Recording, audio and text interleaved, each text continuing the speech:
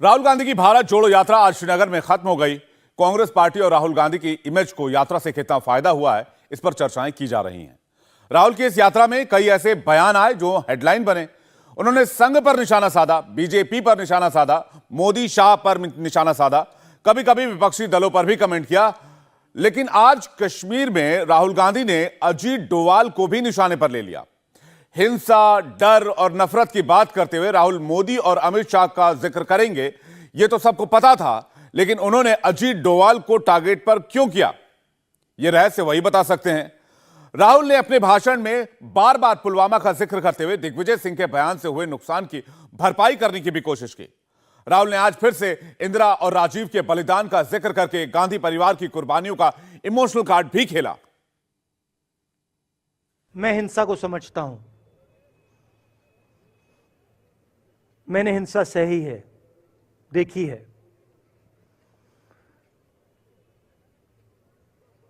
जो हिंसा नहीं सहता है, जिसने हिंसा नहीं देखी है, उसे यह बात समझ नहीं आएगी। जैसे मोदी जी हैं, ये जूस और आइसक्रीम शॉप चलाते हैं और हर महीने 3 लाख तक कमाते हैं। आपको शुरू करना है, इनसे सीखना है तो फ्रीडम ऐप को अभी डाउनलोड कीजिए। अमित शाह जी हैं, आरएसएस के लोग हैं, उन्होंने हिंसा नहीं देखी है।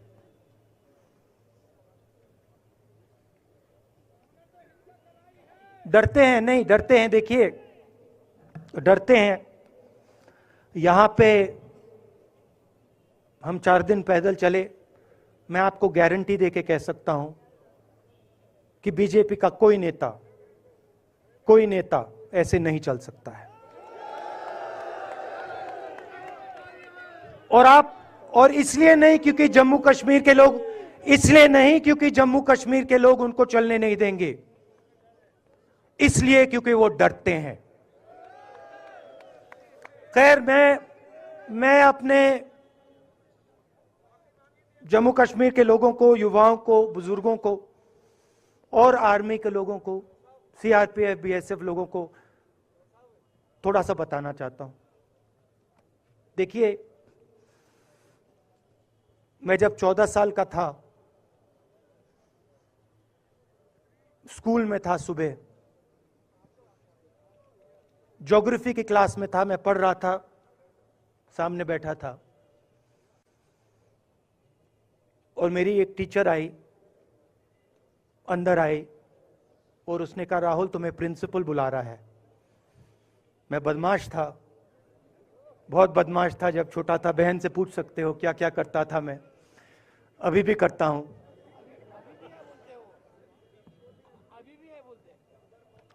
मैंने सोचा प्रिंसिपल बुला रहा है, मैंने कुछ गलती की होगी, अब मार पिटेगी। वहां पे केनिंग होती थी, मैंने सोचा था अब केनिंग होगी मेरी। मगर जब मैं चल रहा था, जिस टीचर ने मुझे बुलाया, उसको देखकर मुझे कुछ अजीब सा लगा। और जब मैं प्रिंसिपल के ऑफिस पहुंचा तो प्रिंसिपल ने कहा, राहुल तुम्हारे घर से फोन कॉल है।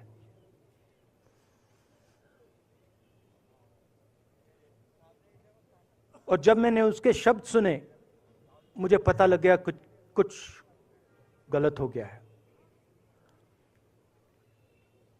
मेरे पैर कांपे और मैंने जैसे फोन अपने कान पे लगाया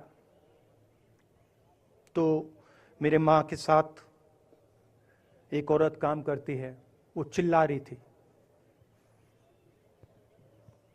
राहुल दादी को गोली मार दी, दादी को गोली मार दी, दादी को गोली मार दी।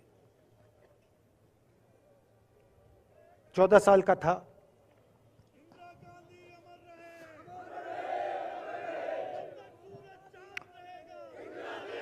देखिए, ये जो मैं कह रहा हूं, ये जो मैं अभी कह रहा हूं, ये बात प्रधानमंत्री को नहीं समझ आएगी, ये बात अमित शाह जी को नहीं समझ आएगी, ये बात डोवल जी को भी नहीं समझ आएगी। मगर ये बात कश्मीर के लोगों को समझ आएगी, ये बात सीआरपीएफ के लोगों को समझ आएगी, ये बात आर्मी के लोगों को समझ आएगी, उनके परिवारों को समझ आएगी। तो उन्होंने मुझे कहा, नाम ओंगमू है उसका, उसने कहा दादी को गोली लग गई, दादी को गोली लग गई।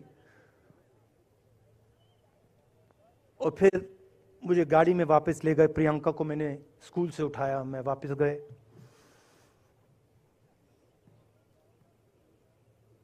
और फिर मैंने वो जगह देखी जहां मेरी दादी का खून था।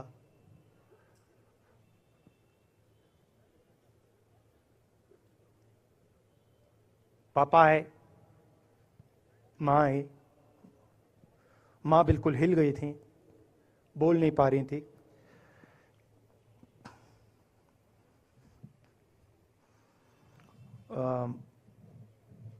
हाँ,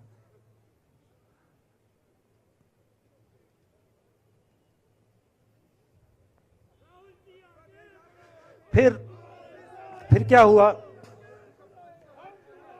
तो जब जो हम लोग हैं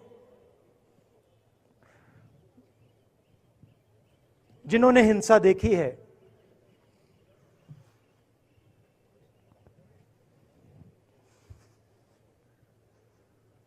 ये जो है ना, इसको हम बिल्कुल दूसरी तरीके से देखते हैं। ये आप सबके लिए टेलीफोन है, ये हमारे लिए सिर्फ टेलीफोन नहीं है।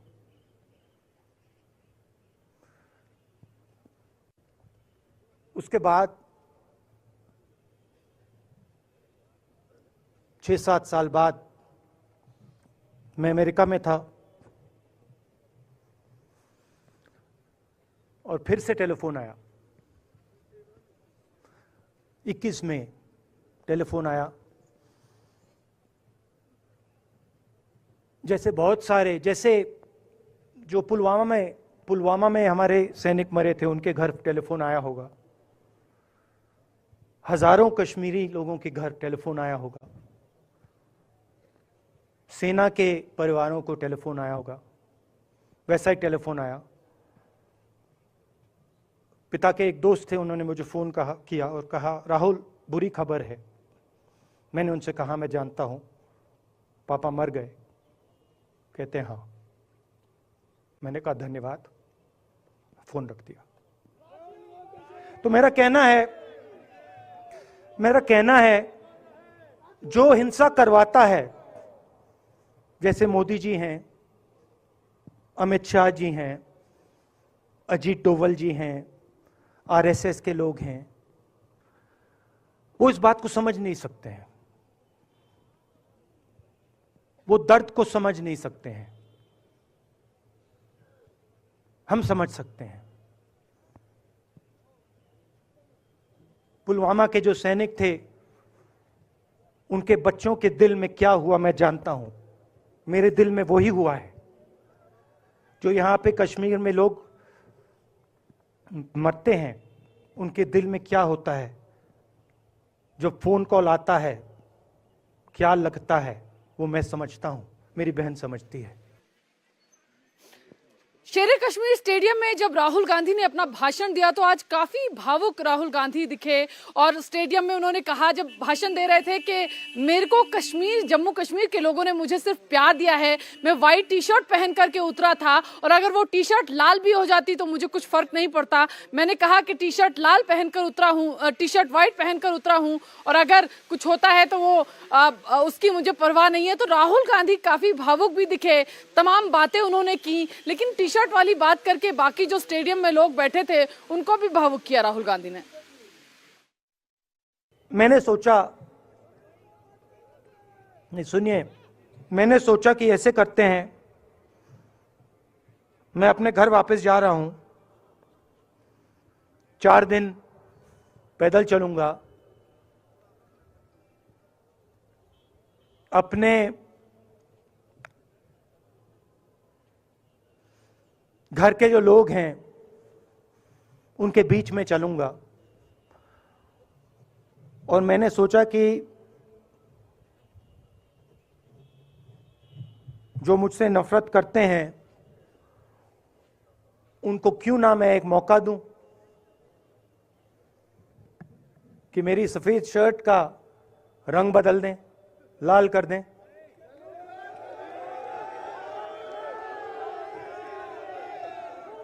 क्योंकि मेरे परिवार ने मुझे सिखाया है, गांधी जी ने मुझे सिखाया है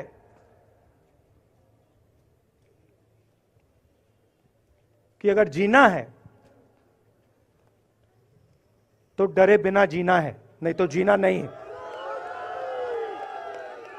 तो मैंने मौका दिया, मैंने कहा मैं 4 दिन चलूंगा, बदल दो टी शर्ट का रंग, लाल कर दो। राहुल गांधी ने कहा कि आरएसएस और भारतीय जनता पार्टी मेरे ऊपर दबाव बनाते हैं और इसके लिए मैं उनका धन्यवाद करता हूं। अब देखिए, बीजेपी आरएसएस के लोग आक्रमण किस चीज पे कर रहे हैं। मुझे गाली देते हैं, मैं उनका धन्यवाद करता हूं, क्योंकि मैंने आपको शून्यता की बात की, शिव की बात की, उसको मैं समझता हूं और मैं दिल से उनका धन्यवाद करता हूं कि जितना भी वो मेरे ऊपर प्रेशर डालें, जितनी भी गाली लगाएं, जो भी वो करें, उससे मैं सिर्फ सीखता हूं। तो मैं एक प्रकार से उनका धन्यवाद करता हूं। मगर जो मैंने आपको बात बोली पहले, चाहे वो कश्मीरियत है, चाहे वो वैष्णव जनतो है, चाहे वो शंकर देव जी हैं, बसवा हैं, नारायण गुरु हैं, तिरुवल्लुवर हैं जो तमिलनाडु के बड़े पोएट हैं, फूले जी हैं, और जो कश्मीरियत हैं, ये इस विचारधारा पे आक्रमण कर रहे हैं। और ये जो विचारधाराएं हैं, ये इस देश की नींव है, इस देश की फाउंडेशन है। जो विचारधारा इस देश की नींव को तोड़ने की कोशिश कर रही है, उसके खिलाफ हम खड़े हों, मिलकर खड़े हों, नफरत से नहीं, क्योंकि वो हमारा तरीका नहीं है, मोहब्बत से खड़े हों। मैं जानता हूं कि अगर हम मोहब्बत से खड़े होंगे, प्यार से बात रखेंगे, तो हमें सफलता मिलेगी। और उनकी जो विचारधारा है, उसको हम सिर्फ हराएंगे नहीं, मगर उस विचारधारा को हम उनके दिलों से निकाल देंगे।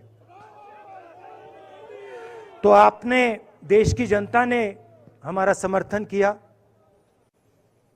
हमारी कोशिश है कि हमें, बीजेपी ने एक जीने का तरीका, राजनीतिक तरीका दिखाया है। हमारी कोशिश है कि हम एक और तरीका, जो हिंदुस्तान का तरीका है, मोहब्बत का तरीका है, वो हम देश को दिखाएं, हम देश को याद दिलाएं कि हिंदुस्तान मोहब्बत का देश है, इज्जत का देश है, भाईचारे का देश।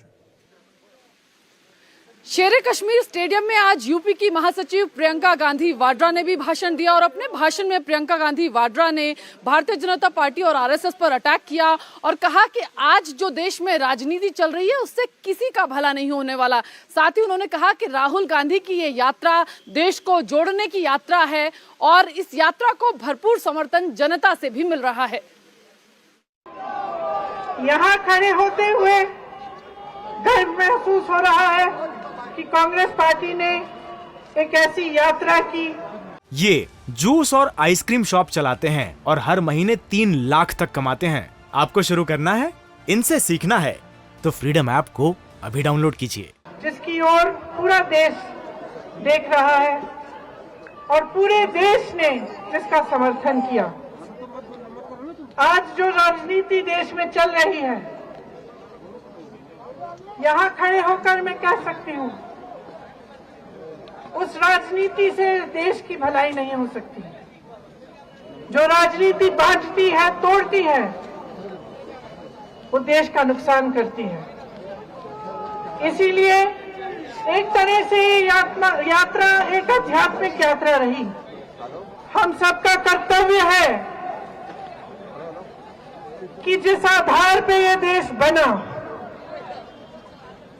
जिस सत्य, अहिंसा और प्रेम के आधार पर इस देश की नींव डली, उसे हम बचा कर रखें, उसे हम बुलंद करें। वही दिखाकर भारत यात्रियों ने हमें दिखाया, एक रास्ता दिखाया है, प्रेम का रास्ता, एकता का रास्ता, सबको एक साथ लेकर चलने का रास्ता। इंडिया टीवी हर वक्त हर जगह डाउनलोड करने के लिए सर्च करें India TV news Google play store या ऐप स्टोर पर।